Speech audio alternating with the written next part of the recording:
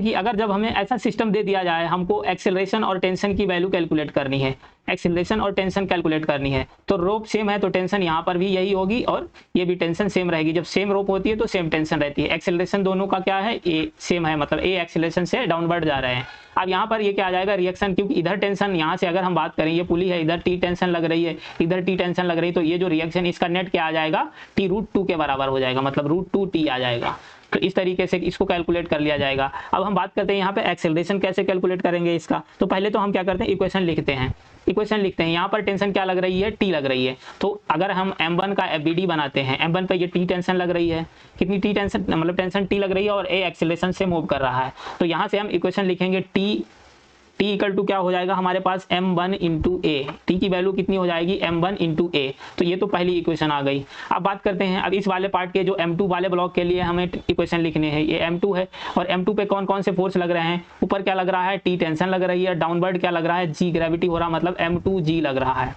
Acceleration किस direction में, downward direction में है। तो यहाँ से अगर हम इक्वेशन लिखेंगे इसके लिए, तो इसकी इक्वेशन क्या हो जाएगी, एक्सेलरेशन है मतलब इसको पॉजिटिव डायरेक्शन मान लेंगे, तो ये आ जाएगा m2g, ऊपर अपवर्ड अपोजिट में क्या लग रही है, t मतलब minus T, equal to ma मतलब m2a। ये आ गया हमारे पास इसका इक्वेशन।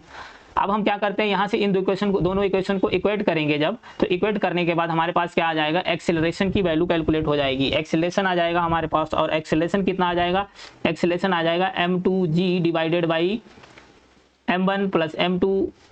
ये आ गया हमारे पास एक्सेलरेशन। और जब एक्सेलरेशन की वैल्यू यहाँ पर इस वाली इक्वेशन, फर्स्ट इक्वेशन में रख देंगे, तो हमारे पास जो टेंशन की वैल्यू आ जाएगी वो कितनी आ जाएगी, टेंशन आ जाएगी m1 m2 divided by m1 plus m2 into g.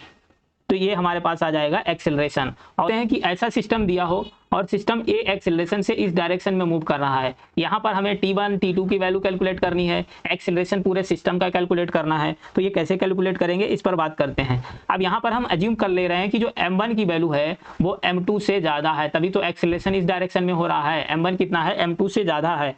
तो पहले तो हम क्या करते हैं, इधर इक्वेशन लिखेंगे, इधर क्या लगेगा, m1g लग रहा है और इधर क्या लग रही है, t1 टेंशन लग रही है। एक्सेलरेशन डाउनवर्ड है, डाउनवर्ड डायरेक्शन को पॉजिटिव, मतलब इसी डायरेक्शन को हम पॉजिटिव डायरेक्शन मान लेंगे। तो यहाँ से इक्वेशन लिखेंगे हम m1g minus t1, m1g minus t1 equal to कितना हो जाएगा, m1a।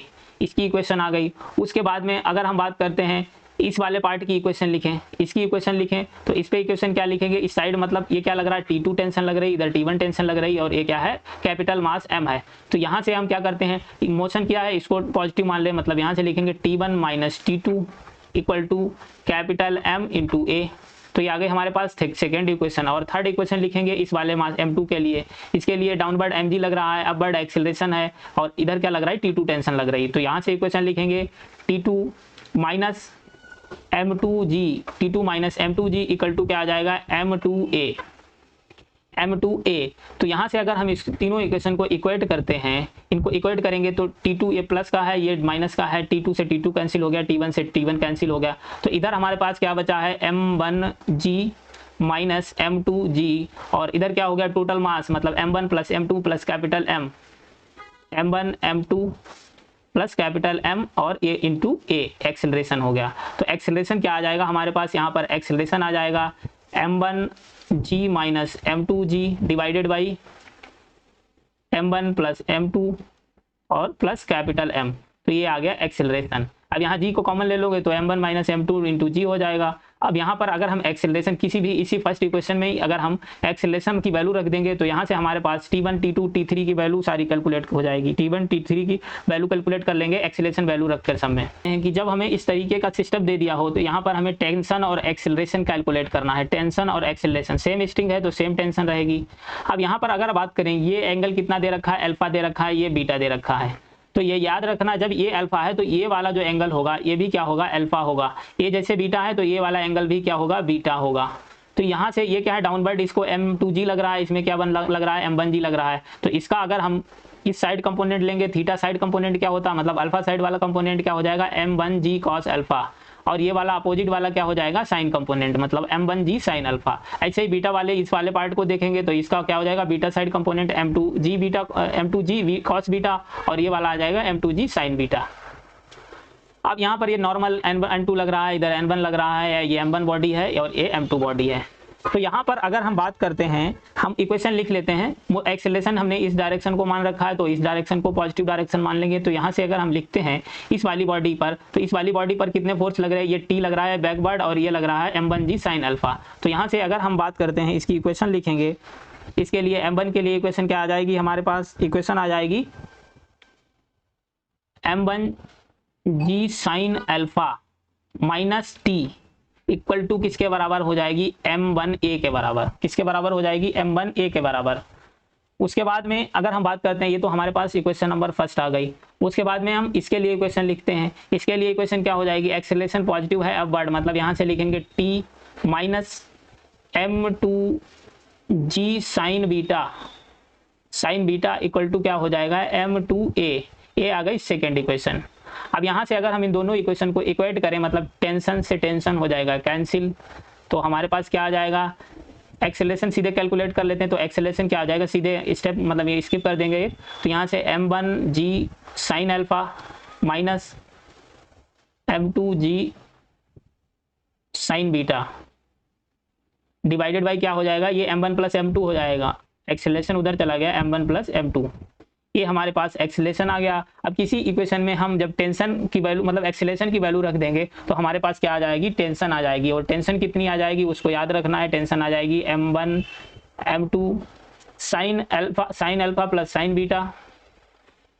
Plus sign beta divided by M1 plus M2 into G हो जाएगा, A इंटू G हो जाएगा। तो इस तरीके से इसमें टेंशन कैलकुलेट की जाएगी। अगर हमें ऐसा सिस्टम दे रखा हो, इस तरीके सिस्टम में हमें मतलब यहाँ पर एक्सेलरेशन की वैल्यू और टेंशन को कैलकुलेट करना है, तो यहाँ पर ये एंगल क्या है, इसको एक इंक्लाइंड मतलब ये ब्लॉक है वो किस पर रखा हुआ है, इंक्लाइंड प्लेन, थीटा एंगल के इंक्लाइंड प्लेन पर रखा हुआ है। तो जब ये थीटा है तो यहाँ पर ये भी थीटा होगा, ये वाला भी थीटा होता है। जब ये थीटा है तो ये भी थीटा होगा। अब ये थीटा है तो इसका इधर थीटा साइड कंपोनेंट क्या आ जाएगा, M2G cos थीटा। ये डाउनवर्ड क्या लग रहा है, ग्रेविटी मतलब M2G लग रहा है। ये वाला कंपोनेंट क्या आ जाएगा, M2G sin थीटा। अब यहाँ से अगर हम बात करें, ये जो ब्लॉक है ये हैंग है, M1 मास की बॉडी लटकी हुई है, तो ये M1G लगेगा और ऊपर टेंशन लग रही है। इस पर स्ट्रिंग सेम है तो टेंशन भी सेम रहेगी। तो यहाँ पर एक्सेलरेशन ये है, तो हम क्या करते हैं, इक्वेशन लिखना शुरू करते हैं। तो पहले वाले जो हैंगिंग बॉडी है M1 वाले के लिए हम इक्वेशन लिखते हैं। तो M1 के लिए इक्वेशन क्या आ जाएगी, M1G माइनस T क्या लग रहा है, अपोजिट डायरेक्शन में। जिधर एक्सेलरेशन है उसी डायरेक्शन को हमने पॉजिटिव डायरेक्शन मान लिया, और अगर रॉन्ग डायरेक्शन होगा तो नेगेटिव में आ जाएगी, अगर करेक्ट होगा तो पॉजिटिव वैल्यू मिलेगी। तो M1G minus T equal to किसके बराबर हो जाएगा, M1A के बराबर, M1A। उसके बाद में इस वाले पार्ट M2 वाली बॉडी के लिए इक्वेशन लिखेंगे। तो यहाँ पर इधर क्या टेंशन T लग रही है, इधर फोर्स लग रहा है M2G sin थीटा। तो यहाँ से हम क्या लिखेंगे, T minus M2G sin theta equal to क्या आ जाएगा, M2A। यहाँ से इन दोनों इक्वेशन को हम इक्वेट कर देंगे, तो ये T से T कैंसिल हो जाएगा और इधर क्या बचेगा, M1G minus M2G sin theta, और ये किधर आ जाएगा, M1 plus M2 into A। यहाँ से एक्सेलरेशन कैलकुलेट करोगे, एक्सेलरेशन क्या आ जाएगा, G को बाहर ले लोगे तो ये आ जाएगा M1 minus M2 sin theta into G divided by total mass मतलब M1 प्लस M2 हो जाएगा। अब यहाँ पर फर्स्ट इक्वेशन या सेकंड किसी में भी हम एक्सेलरेशन की वैल्यू कैलकुलेट रख देंगे, तो हमारे पास क्या आ जाएगी, टेंशन आ जाएगी। और टेंशन कितनी आ जाएगी, टेंशन आ जाएगी हमारे पास M1 M2 1 plus sine theta divided by M1 plus M2 into G। तो इतनी टेंशन आ जाएगी। Okay, thank you for watching. Please channel को सब्सक्राइब कर देना, वीडियो को लाइक कर देना।